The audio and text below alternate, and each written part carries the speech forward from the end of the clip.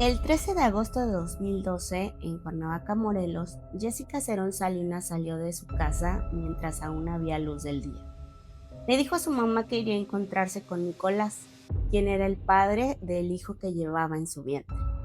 Alrededor de las 11 de la noche, Jessica avisó a su mamá que ya iba camino a casa, pero nunca llegó. Hasta el día de hoy, su mamá sigue buscando a su hija Jessica y a su nieto por nacer, a quien ya conocían como Max. ¿Cuántas contradicciones se necesitan para abrir una investigación real? ¿Cómo desaparece una mujer embarazada de 9 meses sin dejar rastro? Hoy, en el cuarto piso, el caso de Jessica Cerón y Max.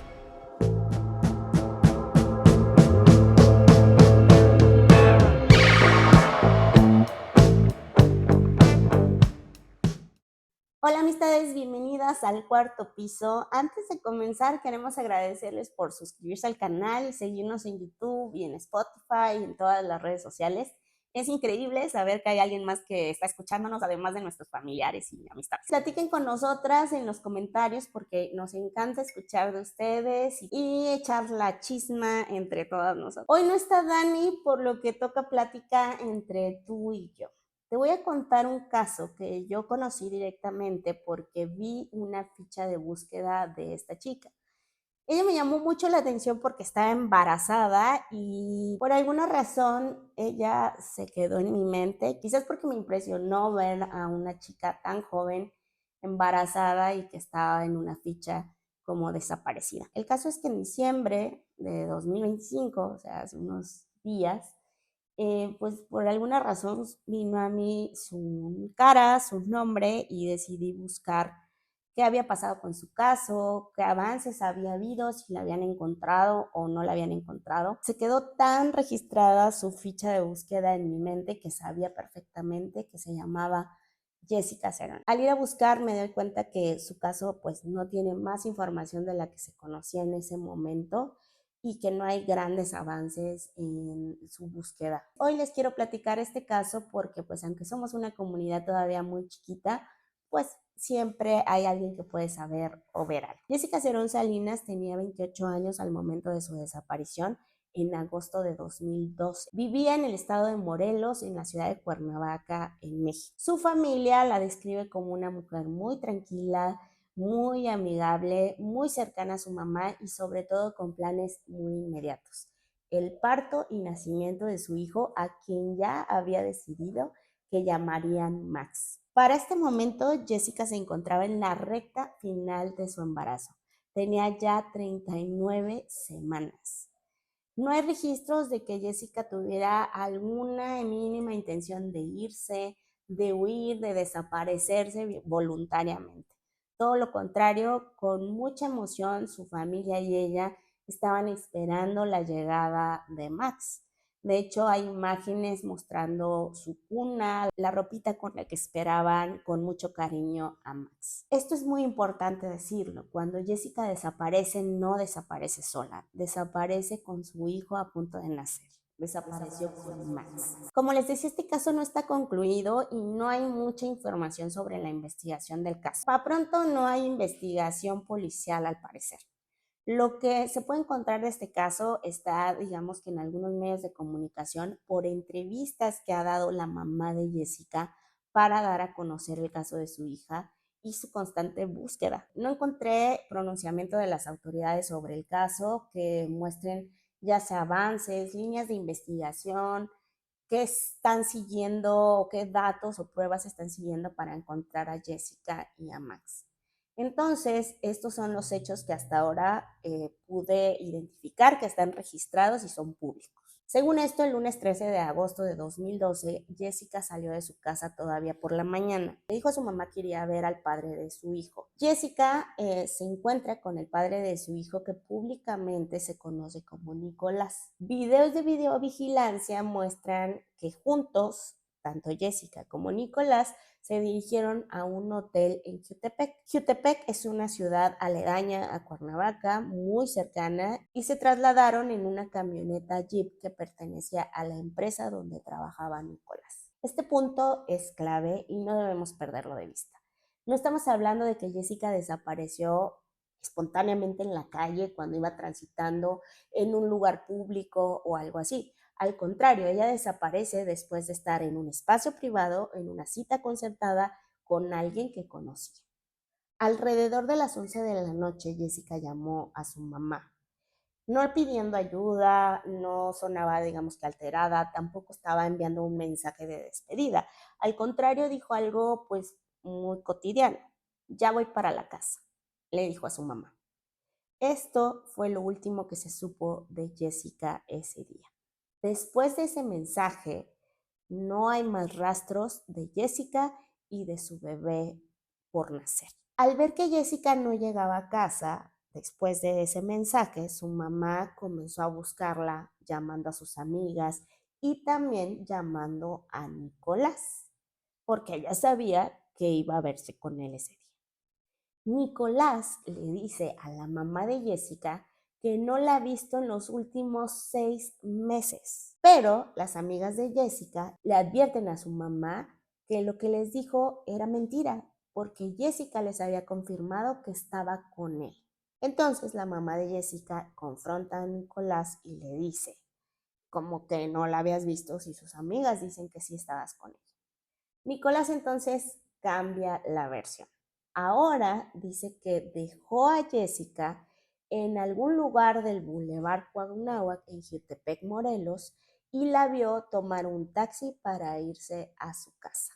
Esto es lo que se sabe, digamos, hasta ahora por los datos que hay en los distintos medios de comunicación. Pero lo que les voy a contar ahora, evidentemente, no es una verdad legal, no es una reconstrucción de la autoridad, es una reconstrucción basada en lo que se ha documentado hasta ahora, diferentes testimonios que han surgido ante medios de comunicación y notas periodísticas. Según esta reconstrucción, lo que pudo haber pasado es que Jessica sí salió ese 13 de agosto de 2012 por la mañana al ver al papá de su bebé, Nicolás. De acuerdo con lo que se ha señalado, Jessica y Nicolás se dirigieron al hotel en Jutepec. Alrededor de las 11 de la noche, como les decía, Jessica envía ese mensaje, llama a su mamá y le avisa que ya iría para su casa. Pero en esta reconstrucción, lo que se cree es que en algún momento, después de las 11 de la noche, que es donde existe esa última comunicación de Jessica, ella es asesinada.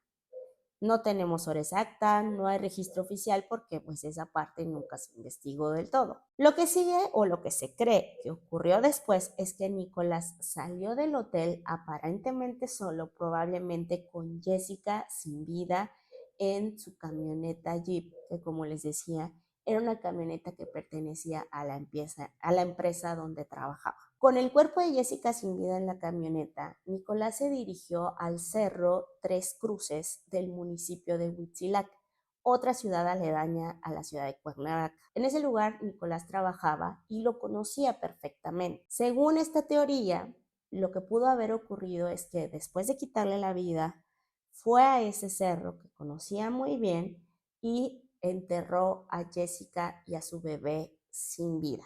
Al día siguiente, la mamá de Jessica le llamó a Nicolás porque Jessica nunca llegó a casa y Nicolás, creyendo que nadie sabía que la iba a ver ese día, negó fácilmente el siquiera haberla visto en los últimos 6 meses. Después, confrontado con la información de las amigas que le dijeron a la mamá de Jessica que les había confirmado que estaba con él, entonces fue cuando cambió la versión y le dijo que sí la había visto, que sí había estado con ella, pero ella había decidido irse en un taxi después de que salieron del hotel.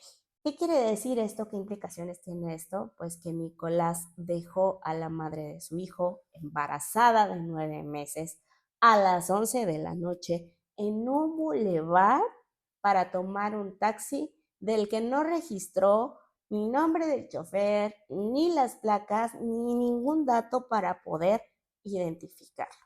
Hasta hoy, enero de 2026, las autoridades del estado de Morelos no han dado respuestas sobre dónde se encuentran Jessica y Max. Contrario a esto, la mamá de Jessica ha denunciado un montón de irregularidades en la investigación, tan graves como que perdieron la bitácora o los registros de ingresos y salidas del hotel al que habían acudido Jessica y Nicolás ese día. También perdieron videos de videovigilancia en los que se registraba que Jessica y Nicolás iban en camino a ese hotel juntos en la camioneta que pertenecía a la empresa en la que trabajaba Nicolás. Una de las primeras deficiencias en esta investigación, que cuenta Celia, fue el extravío de un disco compacto que contenía videos de cámaras de seguridad que mostraban el recorrido que Jessica y su expareja habían hecho ese día a bordo de un automóvil en calles de la ciudad. Imágenes que, por cierto, fueron conseguidas directamente por la familia bajo la custodia de Jorge Uribe, el primer agente del Ministerio Público que llevó el caso de la desaparición de Jessica. La Fiscalía General del Estado, Carmen, cambió ese disco que contenía esos videos de seguridad por otro que tenía caricaturas de Disney. Otra de las irregularidades en este caso fue que los peritajes originales realizados por la Fiscalía General del Estado en el vehículo en el que presuntamente viajaron Jessica y su expareja, la Fiscalía determinó que no se encontraron elementos científicos que acreditaran su presencia en este auto. Sin embargo, la Policía Federal, a través de su división científica, ha hecho un peritaje a este vehículo y han encontrado cabellos de Jessica adentro del auto, por lo que científicamente han podido comprobar que efectivamente estuvo adentro de este automóvil propiedad de su expareja. Además, la mamá de Jessica ha denunciado que las autoridades filtraron información de la investigación a Nicolás, quien es el principal sospechoso de la desaparición de Jessica y su bebé.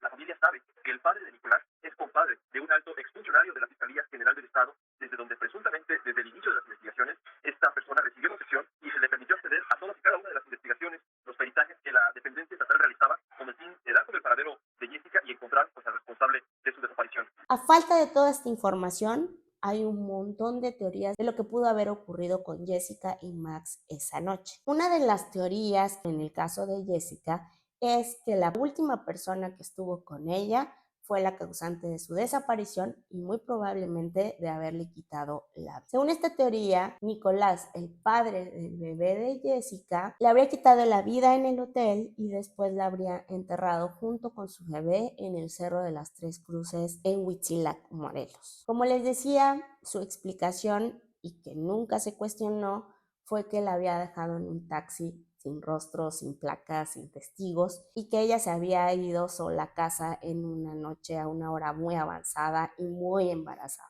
Esta teoría se basa en todas estas contradicciones mostradas por Nicolás, tanto el decir que no la había visto y luego que sí la había visto, el que haya ido y buscado que le dieran información de la investigación, el que dijera que la había dejado en un taxi embarazada, plena noche, sin preguntar o cuestionarse con quién se estaba yendo la madre de su bebé.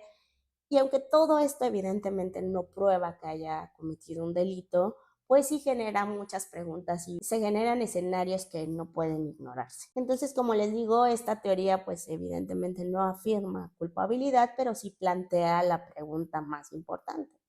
¿Qué pasó con Jessica mientras estaba con Nicolás ese día?